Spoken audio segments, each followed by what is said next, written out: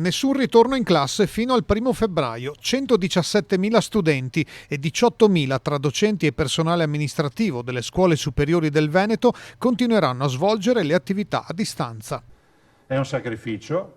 Noi tifiamo perché la scuola sia in presenza, però abbiamo anche l'obbligo di analizzare la situazione epidemiologica. Zaia parla di scelta prudenziale. Per ogni positivo trovato in ambito di scuola superiore, la probabilità di trovarne un altro è del 28%, la più alta di tutto il sistema dell'istruzione regionale. Secondo l'Istituto Superiore di Sanità, la contagiosità in ambito scolastico è minore rispetto al contesto familiare, sanitario o lavorativo. Però la preoccupazione è una preoccupazione importante. Non abbiamo problemi sui trasporti.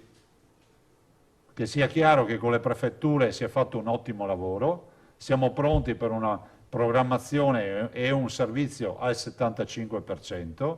Nel serrato confronto tra regioni e governo è stata espressa la richiesta che ci sia una decisione chiara e univoca.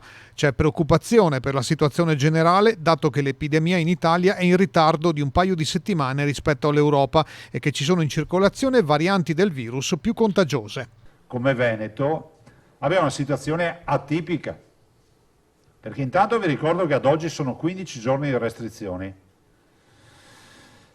Allora, se vogliamo vedere il bicchiere mezzo pieno, vi posso dire che le curve non crescono. Siamo in una fase di altopiano, no? Se lo vogliamo vedere mezzo vuoto, vi dico che le curve non calano.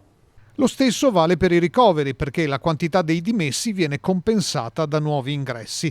Procede intanto a gran ritmo la campagna vaccinale, in mattinata arrivata al 43%.